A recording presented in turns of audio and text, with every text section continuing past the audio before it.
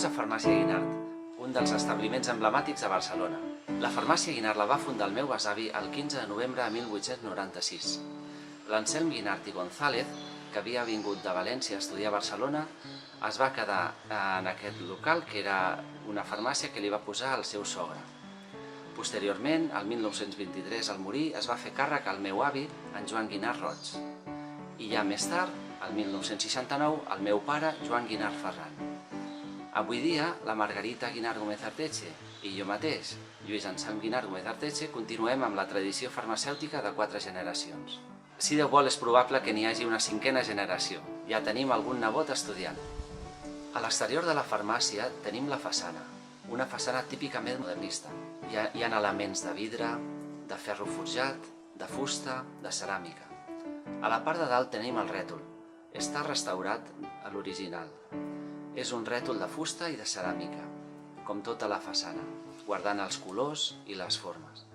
És una ceràmica que es va obrar als forns Xumetra, a Sant Andreu.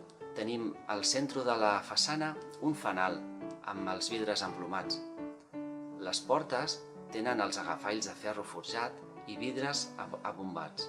A la part de dalt de les portes hi ha uns vidres emplomats on apareix el nom de la farmàcia. El resto de la façana és de ceràmica de color verd amb uns detalls florals de color groc i blau.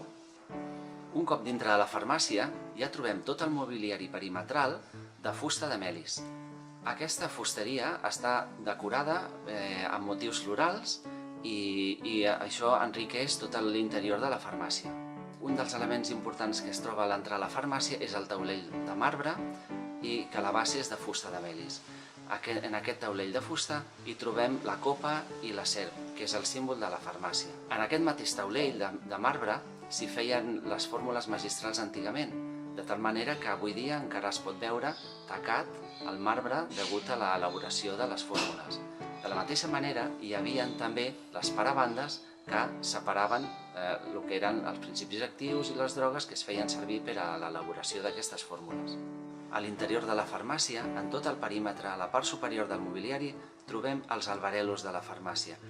Eren uns pots de ceràmica en els quals s'hi ficava la droga que s'utilitzava per elaborar fórmules magistrals. D'aquí s'extreien principis actius d'arrels, de fulles, de la planta sencera, i tot això servia per elaborar els medicaments antigament.